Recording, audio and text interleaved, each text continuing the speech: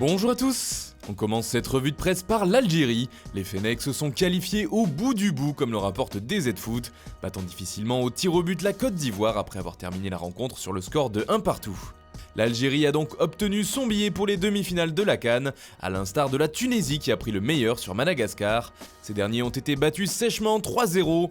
Bravo, félicite le journal tunisien Le Temps. Les deux demi se joueront le 14 juillet prochain. Deux belles affiches au programme, Sénégal-Tunisie à 18h et Algérie-Nigeria à 21h. On part maintenant en Espagne où la presse s'enflamme pour l'arrivée d'Antoine Griezmann au FC Barcelone. Pour le quotidien Sport, c'est maintenant. Le Barça a l'intention de payer la clause du joueur aujourd'hui. Les 120 millions d'euros vont être déposés au siège de la Liga et l'attaquant français pourrait être présenté lundi prochain à Barcelone.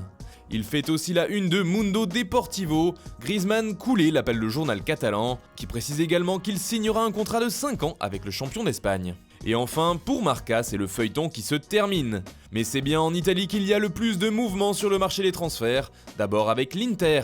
C'est fait pour Barella, affirme la Gazzetta dello Sport. Le montant de l'opération serait d'environ 45 millions d'euros, une somme qui sera payée en 2 fois. Barella était l'un des objectifs d'Antonio Conte.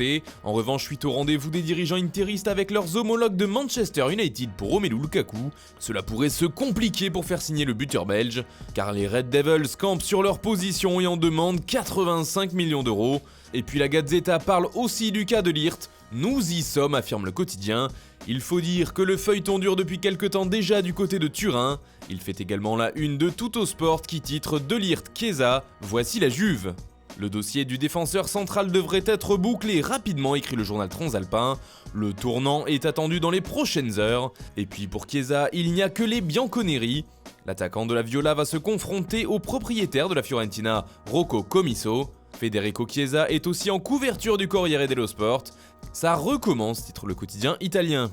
Toujours de l'autre côté des Alpes, Toby Alderweireld fait la une d'Il Romanista. Selon nos informations, une réunion était prévue hier entre les représentants du défenseur de Tottenham et les dirigeants de la Louve. Une information que semble confirmer le quotidien romain qui parle également de rencontres avec le président du club anglais. La clause du défenseur belge s'élève à 28 millions d'euros, mais la Roma espère le faire venir pour un montant inférieur. Enfin, toujours en Italie, un nouvel arrivant fait son apparition dans le dossier Nicolas Pepe. Il s'agit du Napoli. L'attaquant du LOSC fait la une d'une édition locale du Corriere dello Sport. Rodrigo préfère rester en Espagne comme l'expliquait hier le président napolitain Aurelio De Laurentiis. Alors, avance le Corriere, le club de Naples a une autre carte à jouer et se lance dans la chasse aux jeunes talents lillois. Mais il y a pour lui une véritable bataille de prix.